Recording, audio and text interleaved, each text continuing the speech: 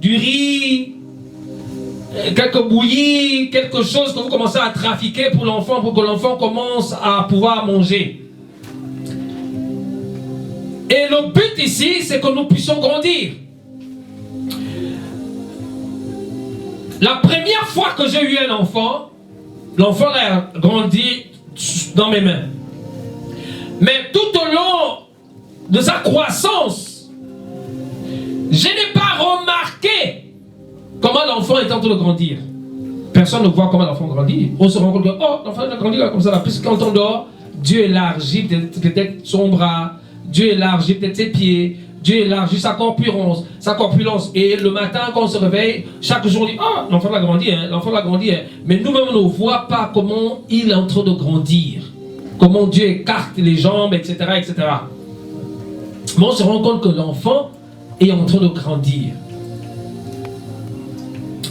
Et la Bible dit que Jésus croissait, il est en train de grandir.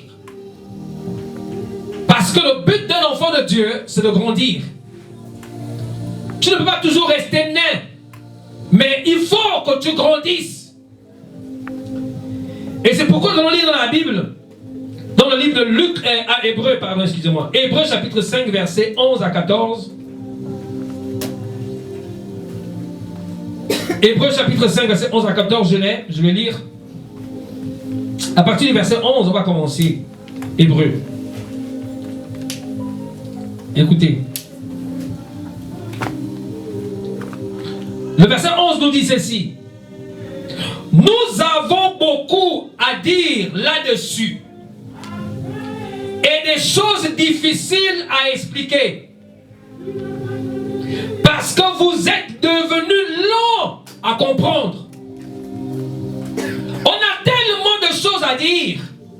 Mais le peuple de Dieu n'a plus la capacité de comprendre rapidement. Mais ils sont tellement lents à comprendre. Pourquoi? Parce que le système dans lequel nous vivons nous empêche d'avoir une compréhension rapide et assez vite.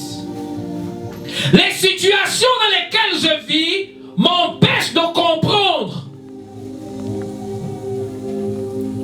Les difficultés dans lesquelles je vis m'empêchent de comprendre assez rapide parce que nous sommes préoccupés à autre chose. Et quand nous sommes préoccupés à autre chose, on est lent à comprendre les choses de Dieu. On devient lent à saisir la pensée de Dieu. En fait, Dieu est en train de me parler, mais comme je suis préoccupé par autre chose, je n'arrive plus à discerner la voix de Dieu parce que mon cœur est préoccupé à gauche. Et c'est pourquoi je prie souvent. Et puis je dis au Seigneur que Seigneur, telle situation, parle-moi, ou dis-moi, oriente-moi. Et quand je finis de prier, je dis Amen. Et par exemple, je rencontre le frère Jacob. Et nous sommes en train de parler d'autre chose. Et puis tout d'un coup, Jacob ne sait pas que j'ai demandé à Dieu quelque chose dans ma prière. Et tout d'un coup, c'est pas le sujet. Et puis Jacob balance une parole en me disant, par exemple, j'ai demandé à Dieu, par exemple, je veux le travail, par exemple.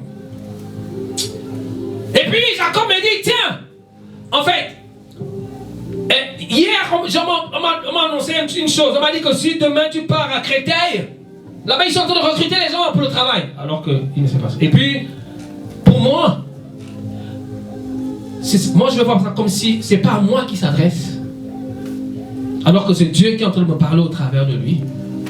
Mais je ne vais pas comprendre ça comme ça. J'ai dit, ah ok d'accord. Et puis peut-être qu'il va me dire que moi j'étais à un travail là où on recrute, même demain j'irai là-bas. Parce qu'on m'a dit qu'on recrute des hommes, donc demain j'irai là-bas. Donc Jacob parle de lui. Mais par lui, Dieu est en train de me répondre que c'est de moi dont il s'agit, qu'il faut que demain tu ailles postuler parce que tu as demandé du travail dans la nuit. Mais on ne comprend plus la voix de Dieu parce que nous, on est lent à comprendre les choses. Nous ne comprenons pas les choses.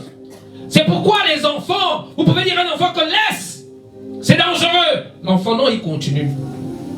Parce que la capacité de compréhension de l'enfant n'est pas la même capacité que moi ou bien de toi l'adulte. Toi tu vois le danger. Toi tu évites le danger. Lui il n'a pas encore compris que ça, s'il continue, il va brûler.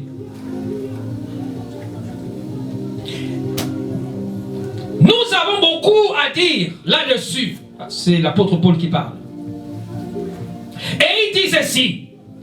Et des choses difficiles à expliquer parce que vous êtes devenus lents à comprendre. L'apôtre Paul parlait ici aux enfants de Dieu, les chrétiens, dans l'église et ailleurs.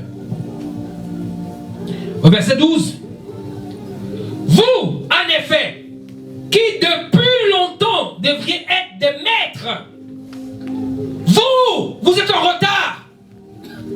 Vous êtes beaucoup en retard dans votre vie. Parce que par le plan de Dieu, Dieu n'a jamais prévu que tu sois en retard dans ta vie. Dieu n'a jamais prévu que tu sois en retard dans ta vie, dans le plan parfait de Dieu. Mais on est en retard, pourquoi? Parce qu'on est lent à comprendre les choses. On te dit que ce monsieur, c'est pas l'homme de ta vie, mais toi, tu veux te marier avec lui. Maintenant, quand tu rentres dans le mariage, il commence à te taper, il commence à t'insulter, il commence à divorcer avec toi, et puis tu vas pleurer, tu vas avoir des blessures émotionnelles qui vont encore te perdre du temps. Et puis quand un homme va revenir, tu vas dire que je ne peux plus me marier parce que le premier m'a déjà fait du mal. Tu perds du temps. Tu as la peur des hommes parce que tu as vécu une première expérience qui t'a fait du mal. Et maintenant, aujourd'hui, tu ne veux plus t'arrêter parce que les hommes t'ont tellement traumatisé. Et maintenant, tu restes dans ton coin. Tu perds du temps. D'autres ont reçu des expériences dans les églises.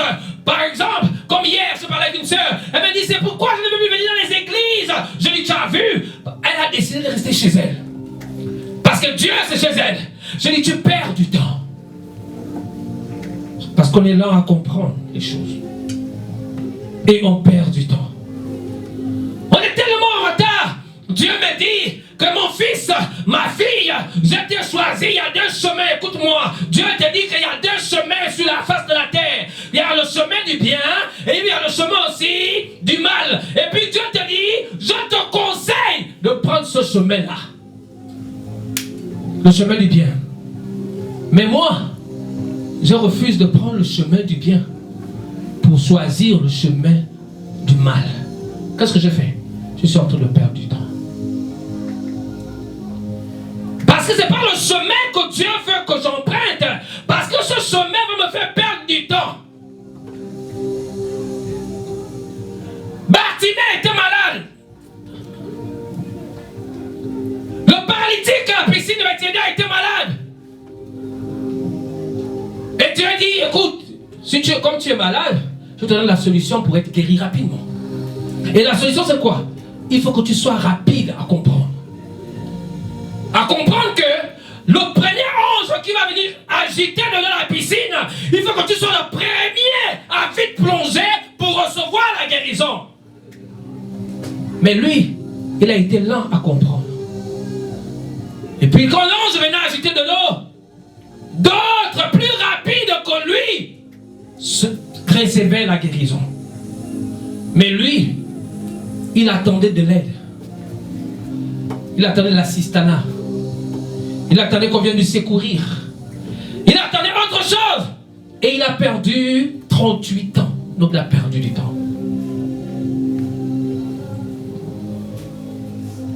Je connais une sœur. Elle a perdu du temps dans sa jeunesse. Une belle fille. À l'âge de 16, 17 ans, 18 ans, une beauté, je vous assure. Et intelligente, cette fille. Elle aimait tellement l'école. Et après, à l'université, elle a eu un enfant. Elle a croisé un étudiant et puis elle a eu un enfant avec l'université. Mais c'était une erreur. Pour elle, c'était une erreur de faire un enfant avant le parcours. Ou bien au milieu du parcours. Mais, après, quand elle a commencé à avancer, cette sœur, il y a des hommes qui venaient vers elle pour l'épouser, mais elle disait non. Mais aujourd'hui, elle cherche maintenant le mariage. Mais il n'y a plus personne pour elle. Parce qu'elle a perdu du temps. Où étais-tu quand j'étais à l'école? Mon prof, à chaque fois qu'on était à l'école, mon prof me disait toujours, bah, pas moi, à tous les élèves. Surtout quand on n'étudie pas, quand ils amènent au tableau ou bien comme ça. Après, lui, il avait une phrase, il dit toujours, où étais-tu au temps chaud? Ça veut dire que pendant que les autres étudiaient, toi tu étais où?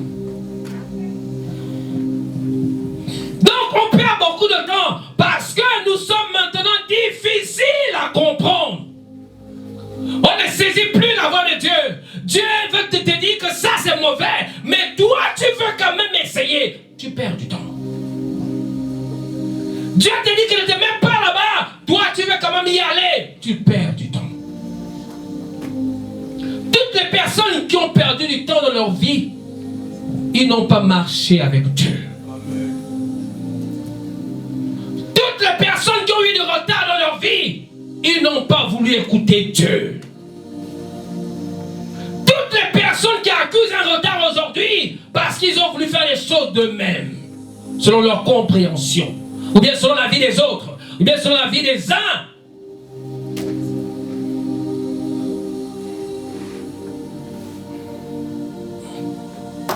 Le constructeur d'une voiture, celui qui construit la voiture, il sait comment la voiture fonctionne.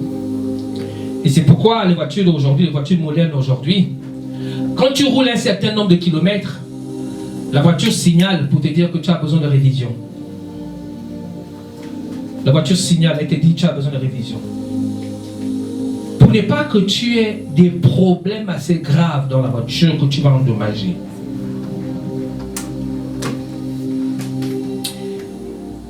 Amen, amen. Amen. Amen.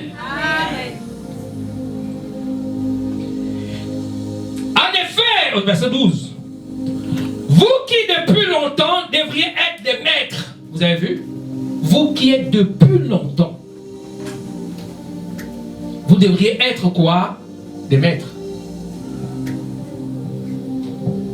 Depuis